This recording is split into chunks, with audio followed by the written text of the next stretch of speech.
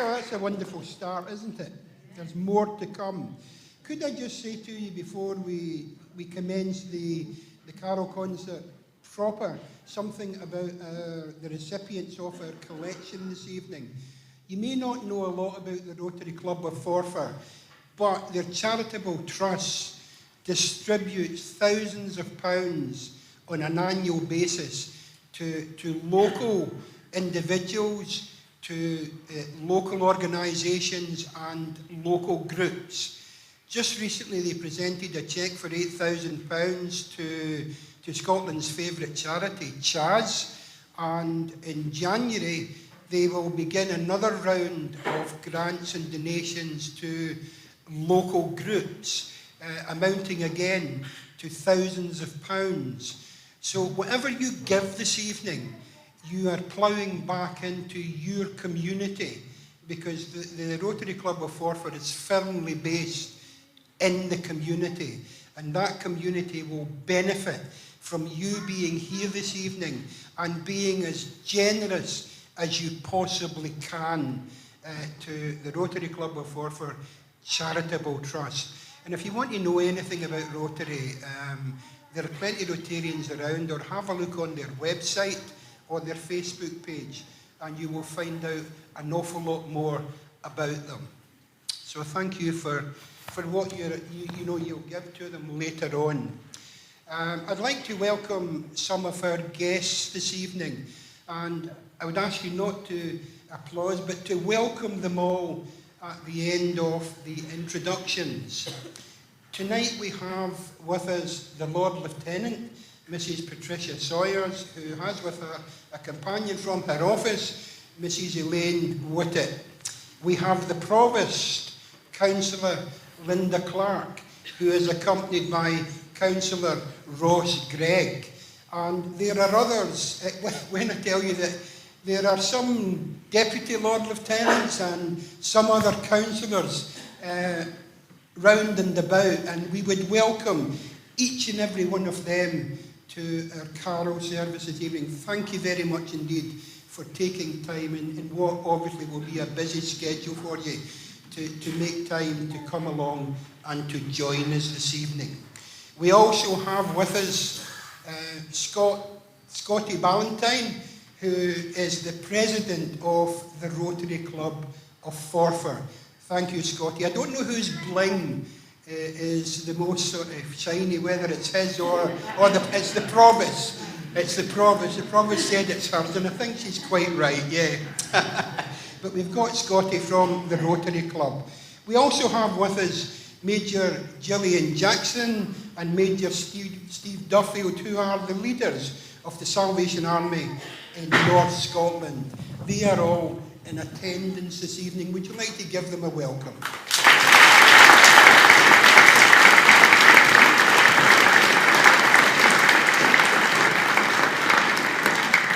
But our very special guests are you. One of our very special guests are all of you who again have made the time to come and fill this church. Thank you very much indeed. It makes the visit of the band very worthwhile. Our very special guests, of course, are the Bellshill Salvation Army Band under the leadership of Bandmaster Yvonne Ferguson. And can I just tell you, I didn't realise this, but the band have been coming along to Forfar to do something like this for a quarter of a century. Do you believe that? A quarter of a century, 25 years, if my maths are right. I wasn't very good at maths at school, but I think that's right. And they have committed to doing that every year for the past quarter of a century here in Forfar. So without any more from me, I would like you please to give a huge welcome to Bellshill Salvation Army Band under the leadership of Bandmaster Yvonne Ferguson.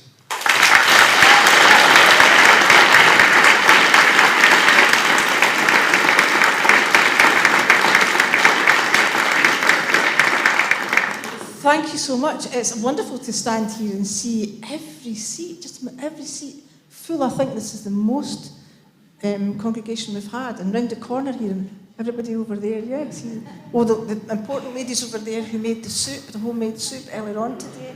The A-team, excellent, fantastic. It's a joy to be here.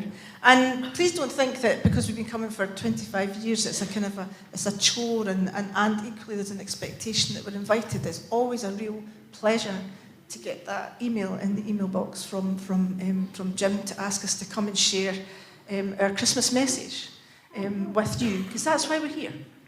We're not here to impress and all these sorts of things. I'm hoping you will be impressed by our playing, but that's not our main aim. Our main here is to share the music, the story of Christmas, the real story of Christmas. And I'm hoping that if you're not already in the Christmas mood, that then by the time you leave, your toes will be tapping, you'll be skipping out the door, you'll want to go and do Christmas shopping, do your wrapping. Who's organised? Who's organised for Christmas? Oh dear. You've got a bit of work to do, yeah? Okay, good. So, I guarantee then, tonight, if your ears are switched on, that you'll leave here, I think, a bit more buoyant than you maybe were when you came in. But most importantly, we want you to leave here with that message in your hearts. And if that's not the case for you, please make sure that after today you find a church, you find somewhere to go and worship and speak to somebody and ask them if they can help you and support you in your faith. Because that's so important to me and to us as a band and as a core. Anyway, enough from me. Are you in good singing voice? Yes. Okay. Are you in good singing voice? Yes. Thank you. So, I'm hoping you're going to know this carol. We're going to sing Sweet Chiming Christmas Bells, Come Thou Long Expected Jesus. And if you're able to stand and join in with us, that would be great. If not, just sit in the comfort of your seat or your pew and we'll sing 4 verses and the band will give us a little introduction. Let's stand if you're able, please.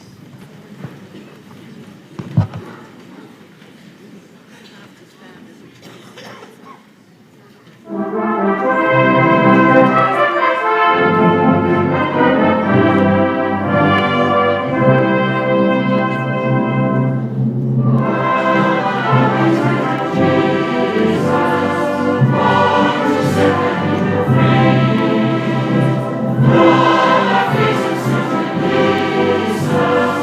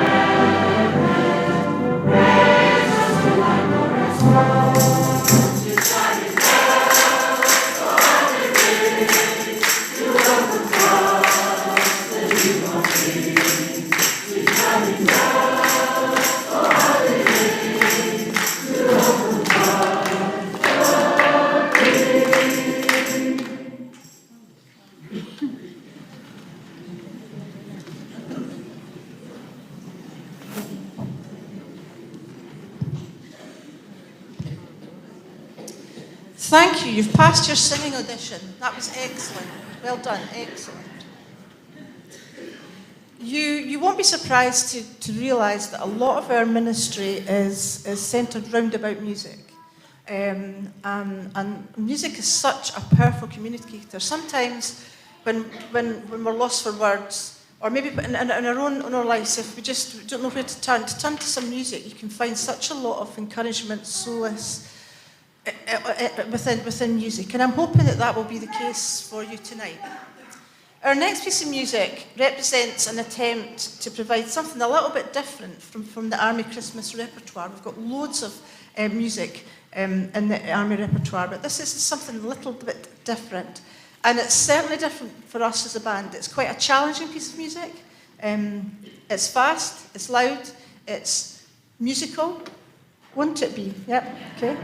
We've had 14 rehearsals since the summer break, and we've rehearsed this for 13 of them, okay? So I've been giving them a good kind of drilling, is the word. Thanks, Chrissy. Nicely, I smile at them sometimes, okay?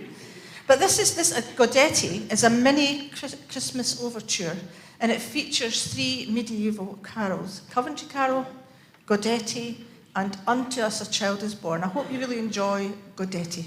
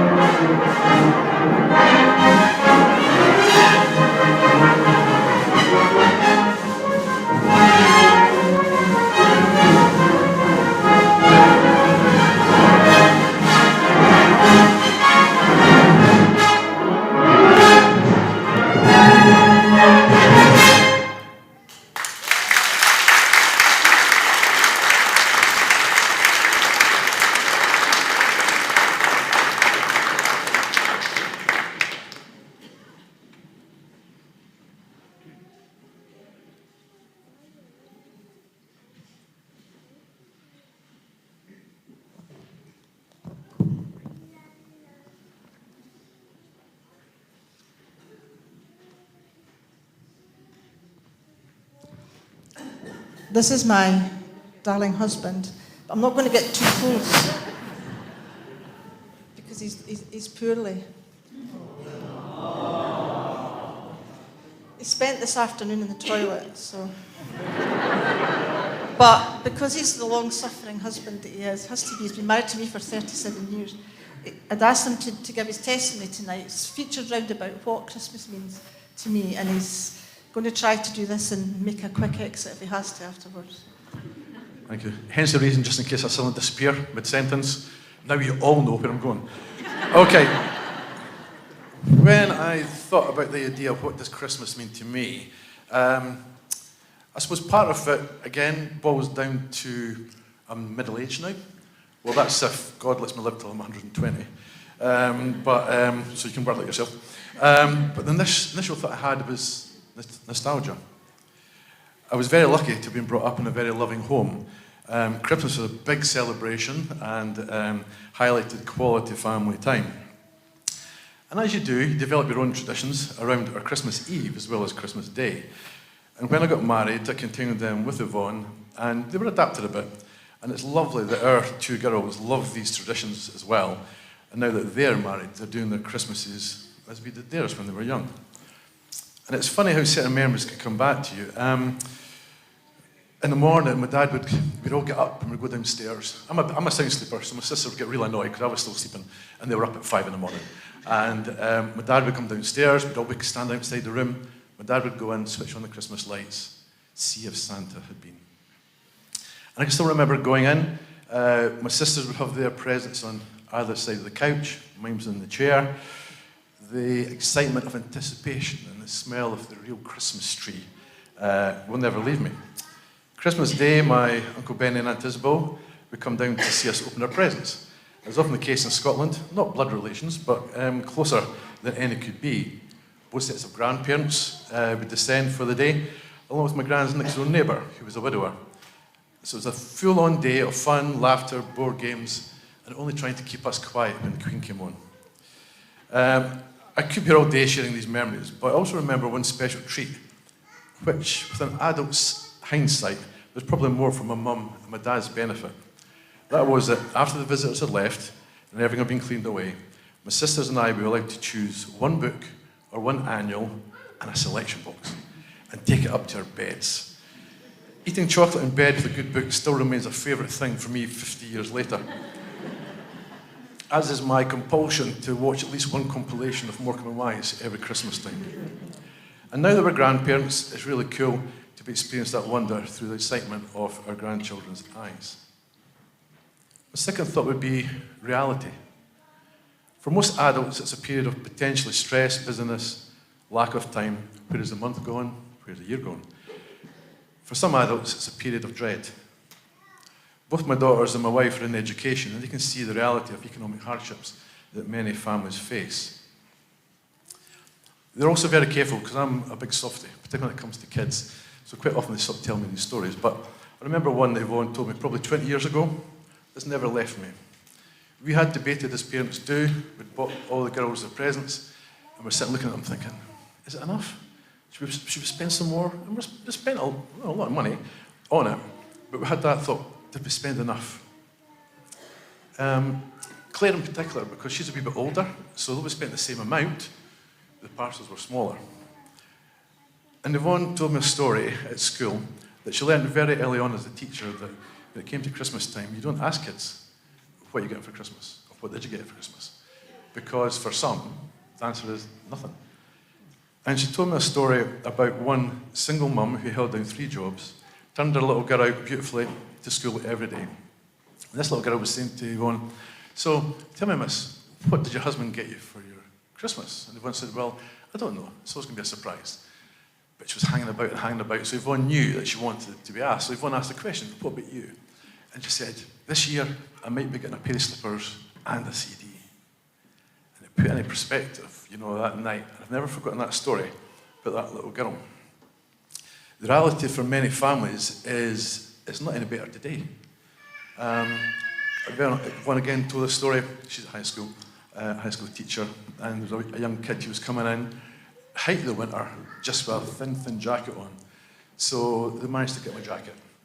The next day, the boy wasn't wearing it. And when they said, well, here's your jacket, my dad sold it. Yvonne, and that was many years ago, but just in the last month or two, Yvonne also had some kids that they realised were 3 siblings, and that they never appeared at school at the same time. And when they digged a bit deeper, they found they had 1 pair of shoes between the 3 of them, so they took it in turns. It sounds quite Dickensian, but it's actually happening all the time. In the back of COVID, our Corps and the Army in general started to run food banks.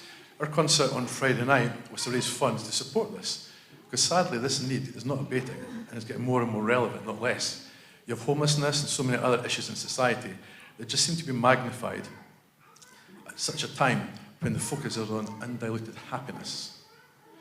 And my final thought is about possibilities. Like most husbands, I'm in awe of my wife's achievement in the Christmas running. Apart from running this band and feeling she's got to be at everything, playing piano for our choir and for a large choral union, she sorts out Christmas. If I was brave enough and could run fast, I would pride myself on subtle delegation skills, but she's pretty phenomenal. However, for the last 35 years of my working life, I've been in retail. So it is about commerciality. And Christmas is a very busy commercial time. Traditionally the biggest money driver in your year with an 8-week period. A period that can absolutely make or break your year. There's meetings and launches and deliveries. There's forecasts and projections, extra hours, Christmas events, clienteling, staffing issues. And the biggie, hitting that target, no matter how unrealistic you might feel it is. And as a manager, you develop tunnel vision. It's not the first thing that everyone said to me, all you're focused on is the band and Ruby. That's my granddaughter. And she's probably right. Don't get me wrong, it can be real buzz because I'm dealing with a luxury product that people want. And I've possibly been waiting for years for a chance to buy. But to try and have family time, buy my little list of gifts and be part of this very busy band.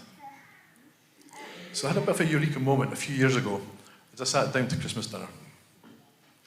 We'd had an amazing morning with the family. I was surrounded by the people I love most. Business had been good, targets passed, clients were delighted, even the staff were happy, and catching their breaths. The band events had all gone well. I'd reached the end of my personal tunnel. But it struck me that I had got nothing out of that busyness. That whole period, I had nothing for me, for my spirit, if you like. As a band, we regularly pray that our music will make people think about the real reason and the real message of Christmas. But I was so busy doing that it had not re-engaged my soul at all. My resolution there and then was to not let that happen again. Personally, the possibilities from this time of year is to focus on this amazing gift from God. It changed my life and my eternal future. To re-engage in this significant piece of history that made a bridge between an almighty God and me through letting part of him experience what we humans go through on a daily basis. And this was the beginning of that life that we follow through from his death to his resurrection. How can we not focus on it? Christmas and Easter should be more than just a holiday. In my busyness, in our busyness, we need to pause and to think and to be prepared to open ourselves up to God. My spiritual journey has its highs and lows, but with God's patience, he works through. I may desert him at times, but he is always there for me. The main possibilities of Christmas for me is for those that do not know him, those who are lonely and homeless and feeling no one cares, are addicted and in negative relationships, struggling financially, basically just struggling. It's a tough world out there, and we all need to be uplifted and care and to be cared for. And Christmas gives us that opportunity. And unfortunately, we do need charities. We do need the Rotary Club. We do need the Salvation Army. We do need Shelter and all these other organisations. And we need to support them. So, as to what Christmas means for me, is a possibility that we as a country, or a group of people, or an individual, will get the chance to let people who need to hear the Christmas message of hope and love will drop their barriers, will think that this time of gifting, of a godly gift that will change their life and society for better.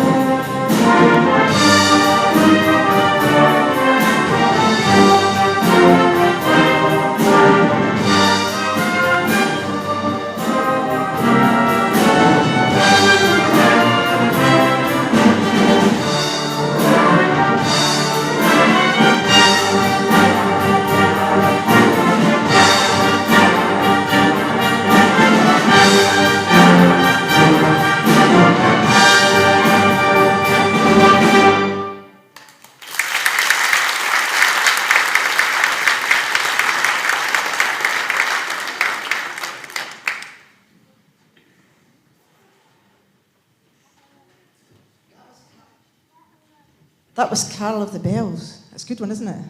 Which film do you hear that tune in? Home Alone, yeah. So the next time you watch, if you're watching Home Alone over the holidays, just picture us. We're in that film screen, that film score. I wish. Okay, one of the most commonly requested carols when we're out caroling in the streets is Silent Night. Would you like to join us and sing that just now? Melvin's going to come and lead the band.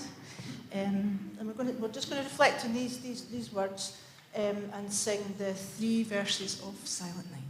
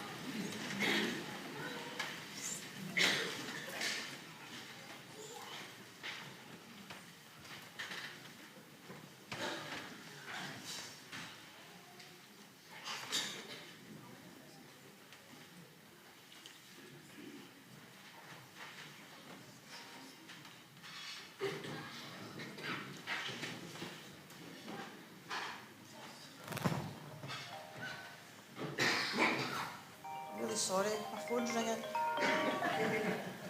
Tell my classes all the time, get your phone off, get it in the bag and don't listen. Can I just answer that? Is that okay? Yes, absolutely.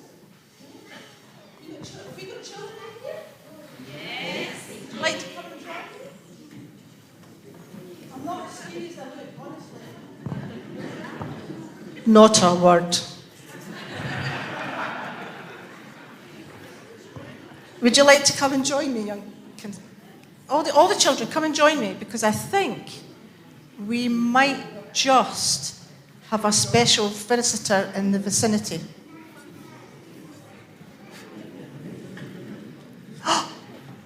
I want a pair of those for school. I could zip along the corridors with those on. Let me see if they've got... David? Oh, it's in the toilet.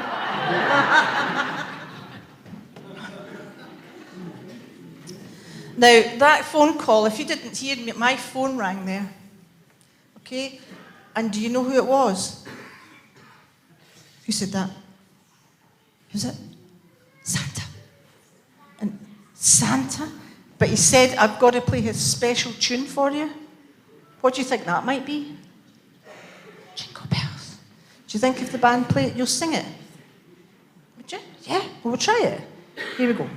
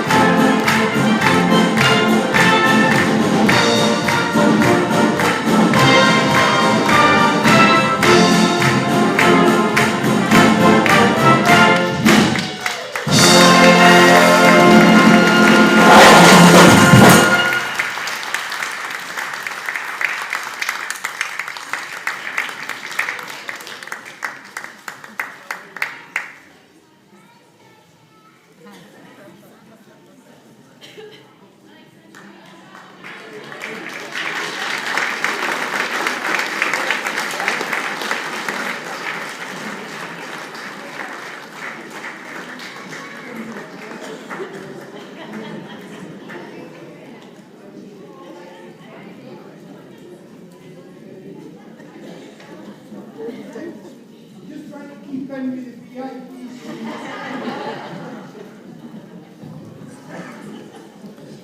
Jim, they're £50 each then.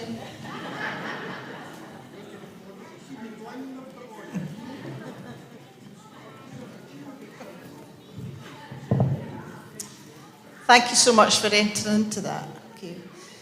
There are pieces of music in our repertoire that, when we go to different places, if I exclude them, then I'm in the threat of being lynched. I remember one year we came here and we didn't play Who Is He? My goodness, I got such a telling off. If you're coming back next year, you've got to play Who Is He? You just need to wait and see then, won't you? But the next piece we're going to play is another one that I've missed out a few times, and it's not a favourite of some of the bands, but I like it. I really like it. I think it's so clever. And I know that if you are of a particular vintage like me, you'll remember the Torval and Dean era and their most iconic dance. What was it? Bolero. Here is a Christmas bolero.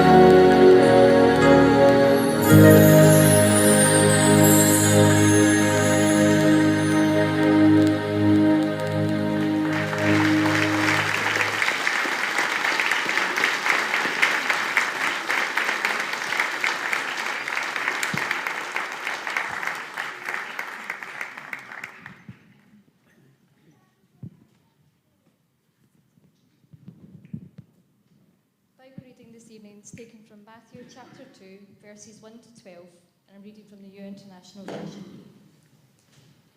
After Jesus was born in Bethlehem in Judea during the time of King Herod, Magi from the east came to Jerusalem and asked, "Where is the one who has been born, the King of the Jews? We saw his star when it rose and have come to worship him." When King Herod heard this, he was disturbed, and all Jerusalem with him. When he had called together all the people's chief priests and teachers of the law, he asked them where the Messiah was to be born. "In Bethlehem in Judea," they replied, "for this is what the prophet has written. But you, Bethlehem, in the land of Judah, are by no means least among the rulers of Judah, for out of you will come a ruler who will shepherd my people Israel." Then Herod called the Magi secretly and found out from them the exact time the star had appeared. He sent them to Bethlehem and said, "Go and search carefully for the child. As soon as you find him, report to me so that I too may go and worship him." After they had heard the king, they went on their way, and the star they had seen when it rose went ahead of them until it stopped over the place where the child was. When they saw the star, they were overjoyed.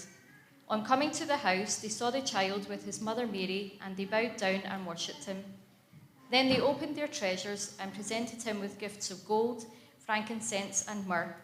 And having been warned in a dream not to go back to Herod, they returned to their country by another route. Amen.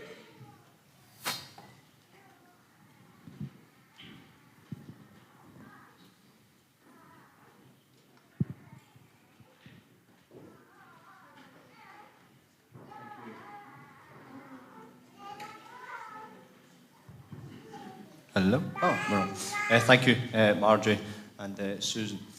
This particular piece of music, if you have been coming here for the past nearly 25 years, you'll have heard it at some point, just not how you're about to hear it.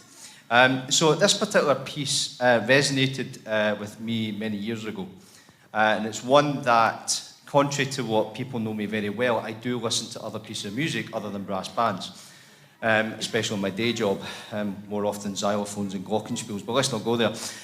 But this piece was sung by a former member of this band, but still part of our core, our community manager, Owen Matthew, and those that have been here will remember, fantastic voice, and I love this song. And I've thought for years, do you know what, that actually sounds quite nice in the euphonium. Maybe the band don't agree with me. But anyway, I did anyway. But actually, it's the words with it that resonate. So Amy Grant, 30 million plus units sold worldwide. She is known as the Queen of Christian Pop, multi-platinum award, discs, etc. But this particular song, for the words alone, are really quite special if you just listen to them. I hope you don't mind me taking a little minute just to read them, just to give you a bit of context. Up in the attic, down on my knees, lifetimes of boxes, timeless to me. Letters and photographs, yellowed with years, some bringing laughter, some bringing tears. Time never changes, the memories, the faces of loved ones who bring to me all that I come from, and all that I live for, and all that I'm going to be. My precious family is more than an heirloom to me. Wise men and shepherds down on their knees, bringing their treasures to lay at his feet. Who was this wonder?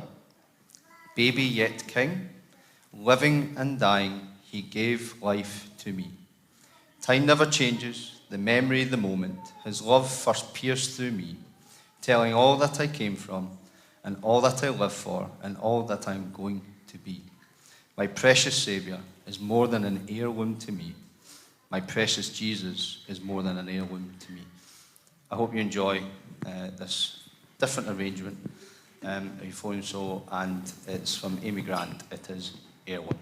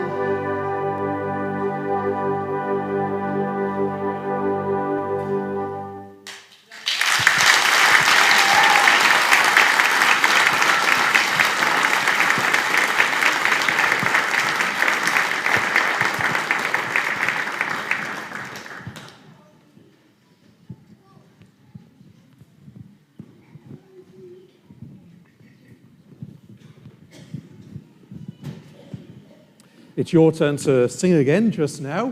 And we're going to sing a very well-known carol, a carol which originated within the Salvation Army and was written by Major Joy Webb of the Joy String fame. Well, that's if you're of a certain age, you will remember her and that group. But this carol, because it is so easy to sing, because it tells a story, has become incredibly popular and sung now in many churches and all sorts of different places. Here we are on a starry night.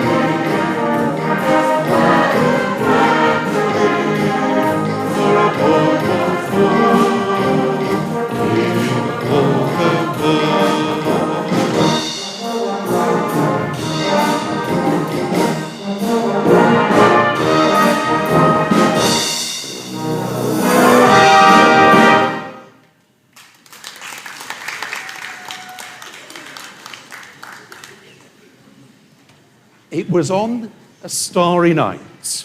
That's what we've been singing. And that's a theme which has run through the last few items as well. But what exactly did those wise men see on that first Christmas?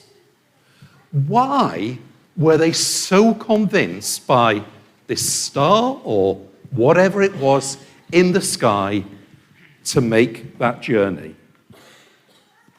Well, that star is obviously significant because here we are 2,000 years, more than 2,000 years after the birth of Jesus.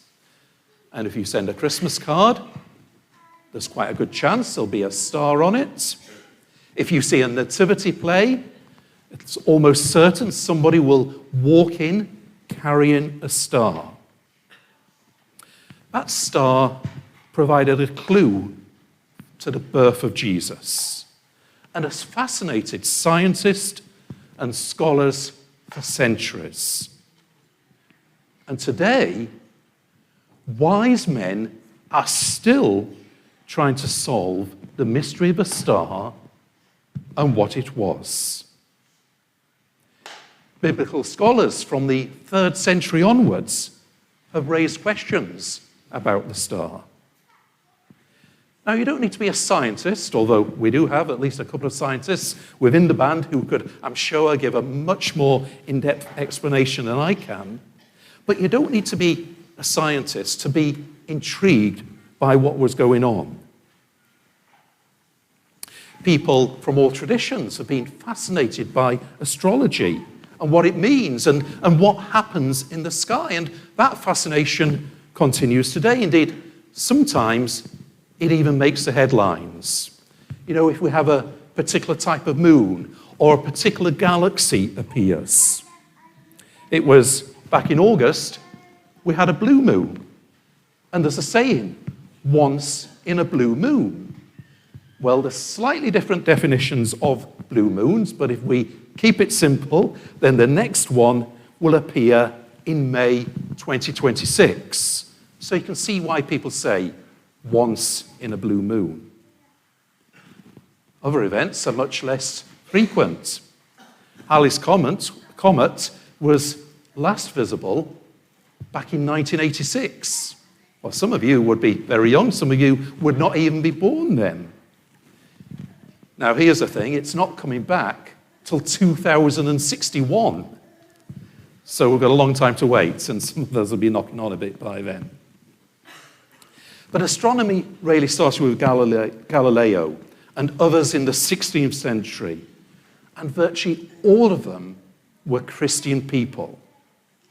So they would have had a very natural interest in the star which those wise men saw. So we ask the question again, what did they see? We read a few moments ago from Matthew, and there is the first bit of evidence. He gives one or two insights, but they're not particularly easy to identify.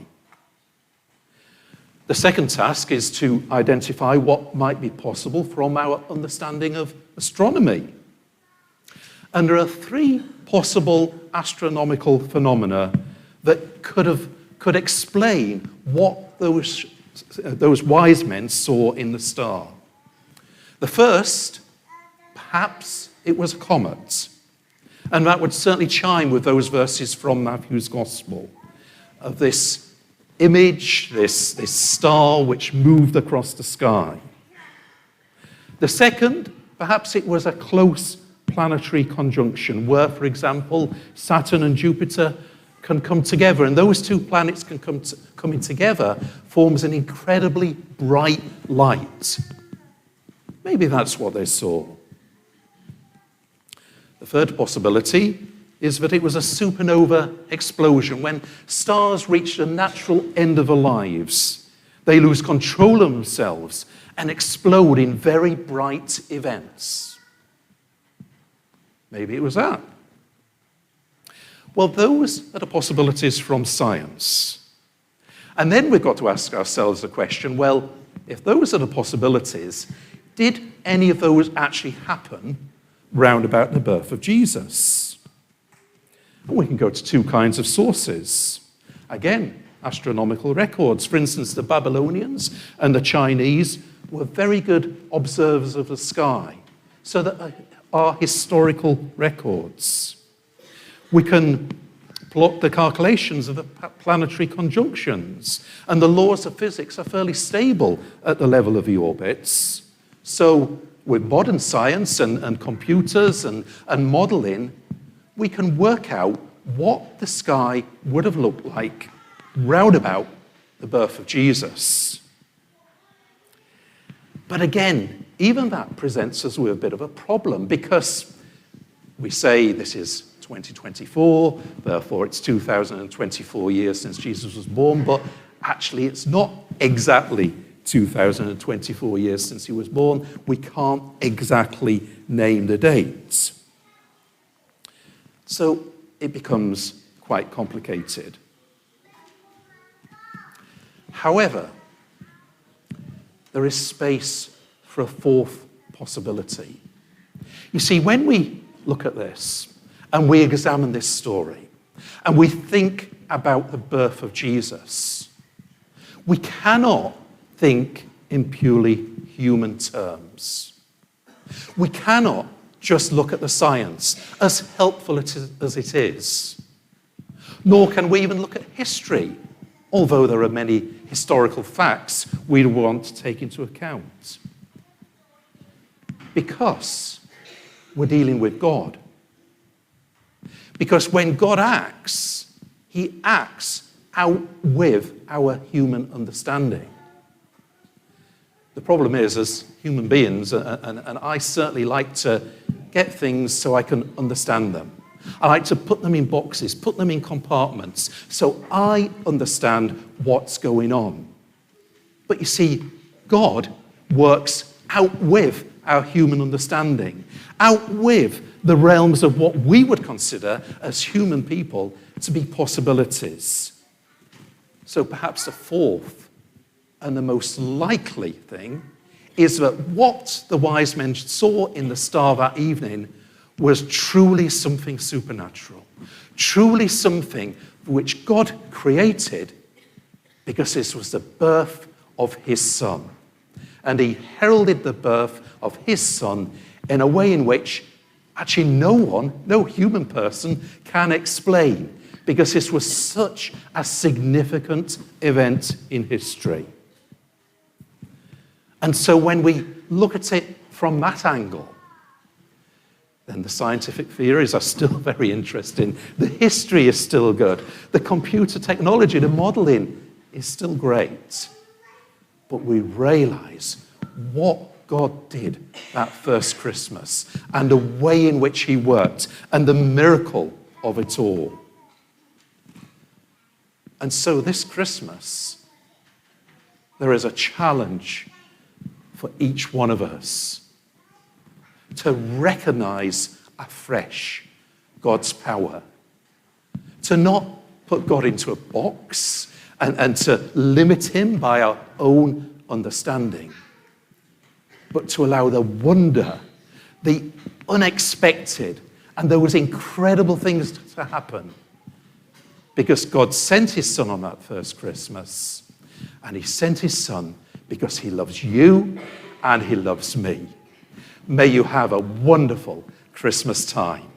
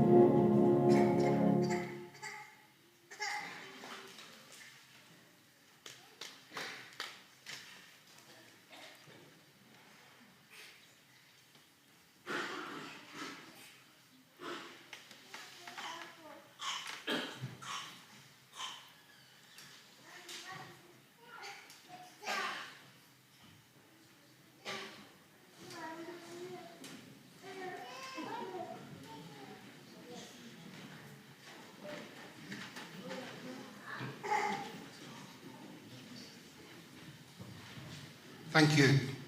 I was sitting there thinking, I'm sure the Lord said something about let there be light.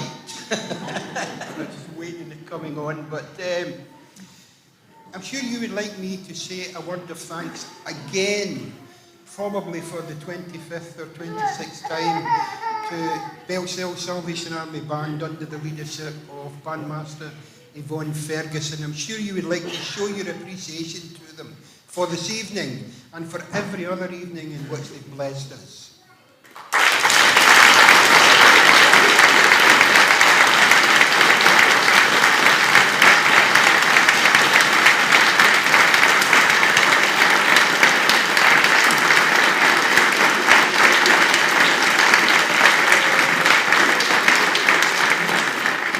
And hopefully next year, same time, same place. Yeah, would you like that? Yeah, of course you would. This has become something of, I wouldn't say a tradition, but something of a blessing to Forfar, to kickstart our Christmas. And for me, Christmas just wouldn't be the same without this evening taking place and without you coming along and supporting this evening. I'd just like to say a word of thanks again to the Reverend Karen Fennick and her office bearers here at the church who host the band year after year after year after year, not only providing this lovely building for the services, but providing lunch and supporting everything that the band do. I'd like also to thank our civic leaders for again supporting this evening. As I said earlier before we finish, if you want to, then please make your way across to the church hall where there will be refreshments available before you go off home. It'll give you a chance to speak to one another, maybe meet some of the band, etc., etc. So please accept that invitation.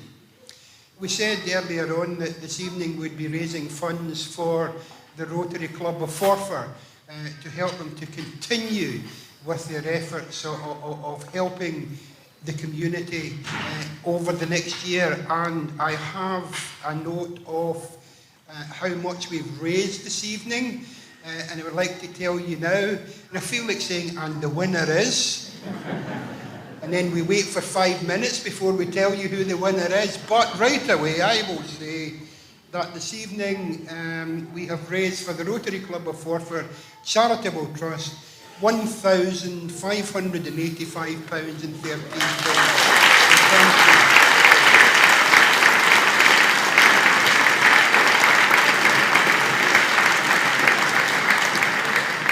I don't know who put the 13 pence in, but but that's a tremendous amount.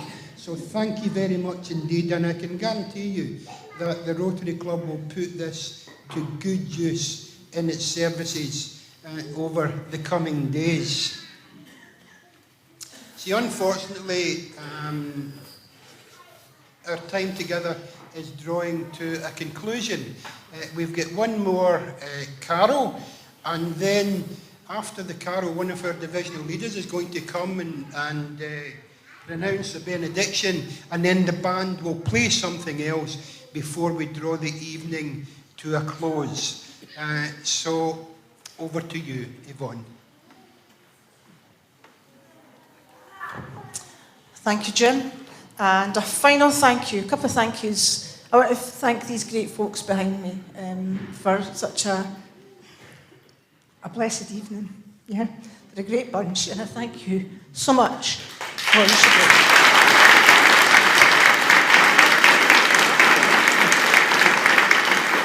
And to you, it feels like, I said this morning, it feels like coming home because you're so welcoming and encouraging. And I thank you for all your support over the last good number of years. And God bless you all during this Christmas time and in the new year to come. I'd love you to join me, please, in singing a final carol, the carol Hark the Herald Angels Sing. If we have any choristers or anybody who can sing the descant in the third verse, then I certainly can. I'm a bass. Okay, so if you'd like to stand, and the band will give you a little introduction to our final carol.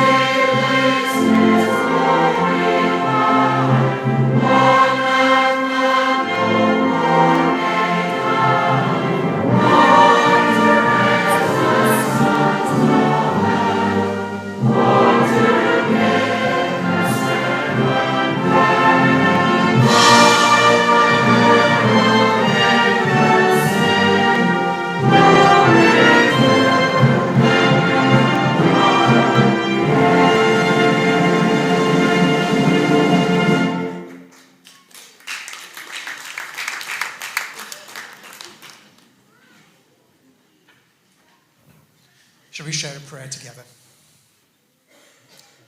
May you be filled with the wonder of Mary, the obedience of Joseph, the joy of the angels, the eagerness of the shepherds, the determination of the Magi, and the peace of the Christ child. And may the Almighty God, Father, Son, and Holy Spirit bless you now and forever. Amen.